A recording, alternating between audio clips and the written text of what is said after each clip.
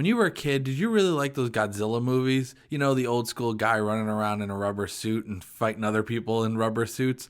Well, if that was something you were really into, I have something that's going to be the perfect game for you. Because today on Joker Reviews, we're going to be reviewing King of Tokyo.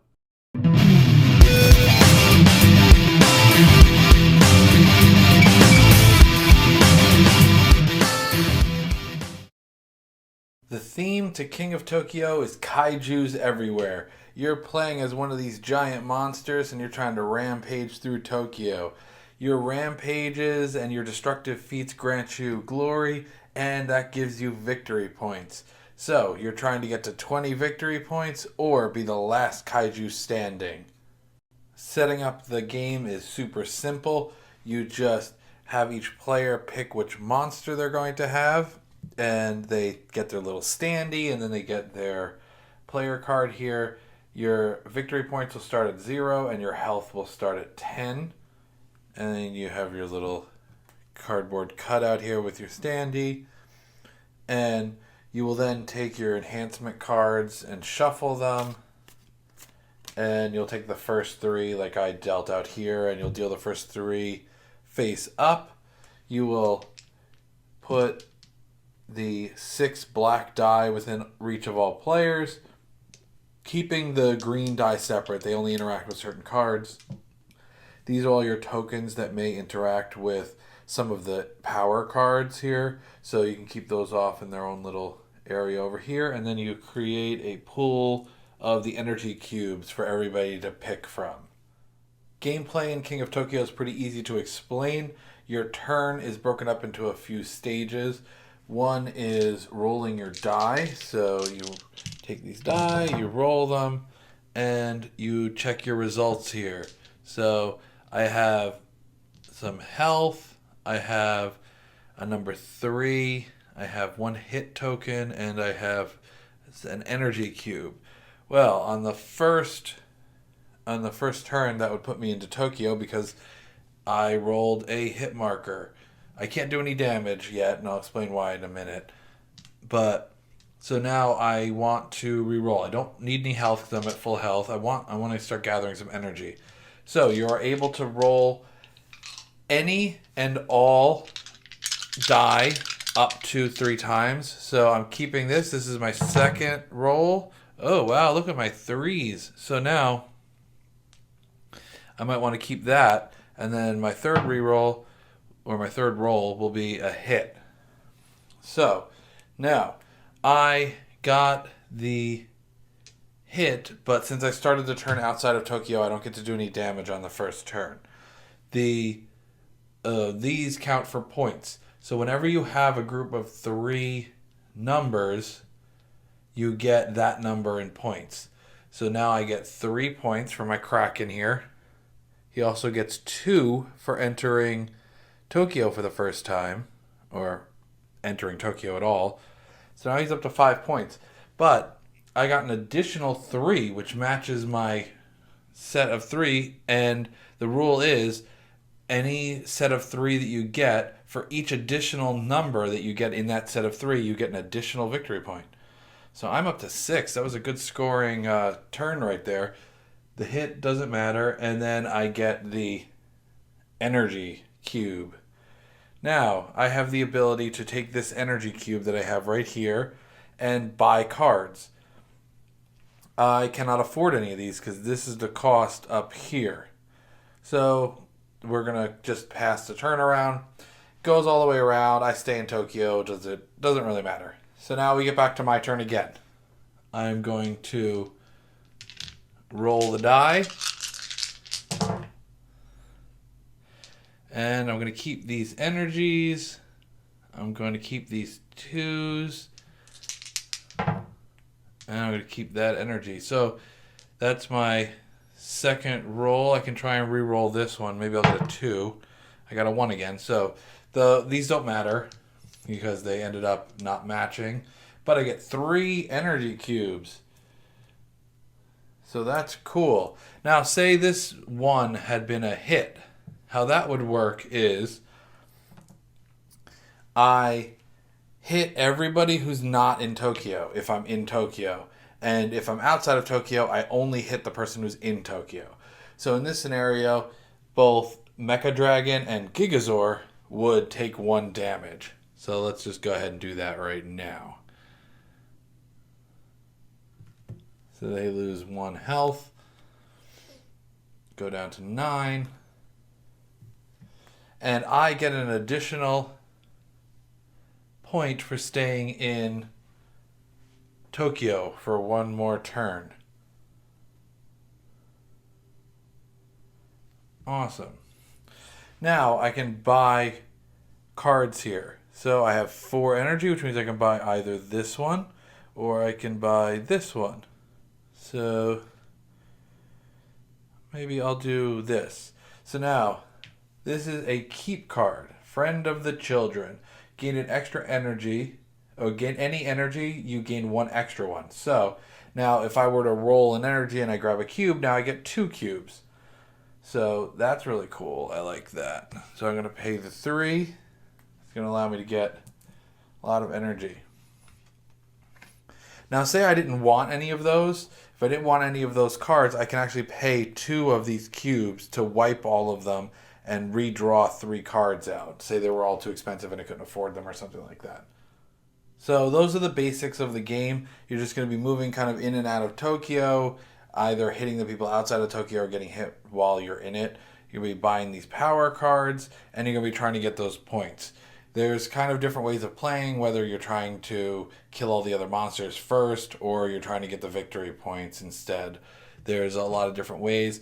A note that I did want to make on the power cards is you do have 2 different types. You have the keep power card, which you keep like I do with this friend of the children, or you have a discard, which is one that you take, and then when you discard it, you get the effect that's on there. I also wanted to make a correction. I said before, when you go into Tokyo for the first time, you get 2 points. You actually get 1 point when you go in for the first time, and then you get 2 for staying in Tokyo, because staying in Tokyo is a lot harder than actually getting in there the first time. It's really easy to go in and out. It is a lot harder to stay in. Now, when I say about staying in, what does that mean? How do you get kicked out of Tokyo? If you ever take damage from anybody outside, so say Gigazor hits me while I'm in here, and he hits me with like a whopper. He hits me like for 4 damage, let's say. So this is what his roll would have had to look like, at least, and these don't matter, but so you say he got 4 hits and he hit me. I then have the choice to either stay in Tokyo or leave Tokyo. And if I choose to leave Tokyo, Gigazor goes in automatically. Doesn't even get a choice in it. That would give him 1 point. And then he would get the choice of trying to like stand through this. Now, the issue is if you stay in Tokyo, you have to get hit again. So if you are in there and you're like, oh, I got hit for a lot from Mecha Dragon, I can still stand some more. So you stay in there and the Gigazor hits you for a lot. And you see your health starting to dwindle. Say you're down at like 2. You're down at 2 health. If you stay in for your turn, there's no way for you to get out on your turn.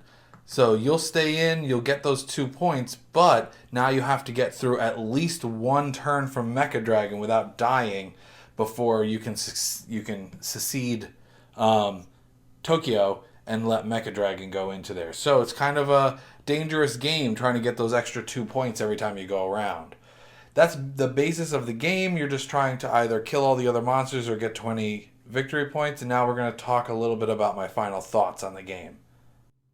So, what do I think of King of Tokyo? I think it delivers what it promises. You are a kaiju monster, and you're getting to destroy all the other kaiju monsters so you can be the ruler of Tokyo. I like the fact that it plays well with the number of players that they allow you to have. They have the 2 separate areas if you're playing with more people. And it has that like press your luck kind of aspect to it where you can keep rolling die, but you might not end up with what you want. I appreciate that. I've never been the biggest fan of like super press your luck mechanics like in a Dragon Farkle or something like that, or you can just keep rolling and then you're just done. Like you end up losing all of your progress if you roll poorly on like one roll at the end. But this is kind of sort of a press your luck, or it's also kind of like a second and third chance dice rolling mechanic, which depending on how you look at it. The big thing that I enjoy in the game is there are multiple ways to win. You can win by trying to beat up all the other monsters. You can win by trying to get your victory points. So that obviously leads to different play styles for different players. And I really like the power cards. There's a lot of variety in the power cards, which can really make your different playthroughs very different from your previous playthroughs, depending on which cards come out. I like the fact that you're not stuck with the cards that are on the board. You can reset them. Granted, it costs you some energy cubes, but you can still reset them, so you're not just kind of having these, like, say, 3 really high-priced ones stuck on the board. In something like a deck-building game like a Star Realms or something, if you have a bunch of 8-cost things on the board from the beginning, they're going to sit there for a while until somebody gathers up the money to be able to actually buy them. But in this, you can just kind of get rid of them if nobody's got any energy like in that amount.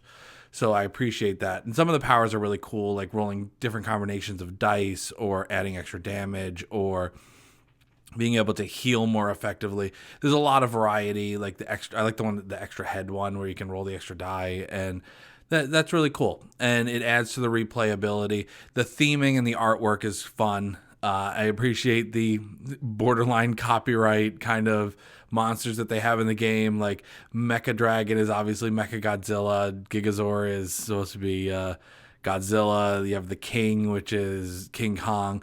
But they're different enough where it's fun and they're kind of cartoony. It reminds me almost of like the old like Rampage kind of games. But yeah, it's a really cool game. I really like it. I like the components are really well done. I've played a lot with my copy of King of Tokyo, and it has like the little spinner for keeping track of your health and keeping track of your victory points, and they have not gotten worn away or messed up or anything like that. I wish they fit in the box a little bit better, because you kind of end up having to put the standees, like the cardboard standees for the monsters, in the same slot as the spinners, and they don't really fit very well. They kind of like pop up, but that's a little minor nitpick.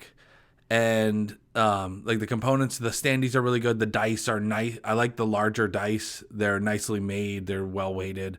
And the little plastic cubes, I like the little plastic cubes over what the other ones might have done, tokens or something like that. I definitely appreciate that they went in with the cubes, kind of like a pandemic or something like that. I really need those cubes. Those are cool. Also, like I said, all the they do have the tokens.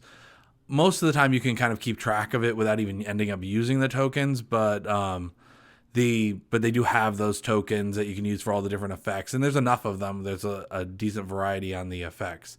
So what will I do in terms of a final score? I'd probably give it about an 8. I like this game. It's infinitely replayable just because of all the power cards and different combinations of people you can play with and different ways to win, and I really appreciate that. And I've played it with a bunch of different types of people. It's really easy to teach somebody how to play it, which I always appreciate. A game that doesn't require me to sit down for a half hour and explain rules, that is always appreciated in my book, because I can just bust it out with people that have never played the game before, and I really appreciate that. So, an 8. That's pretty good. And if you're enjoying these game reviews, definitely hit that like button. Comment down below. What's your favorite kaiju themed game? Let me know if there's any other ones out there that I haven't been able to pick up yet. I like that version of theming. Subscribe to the channel, hit that notification bell so you know what's up, and I'll catch you in the next game review, guys.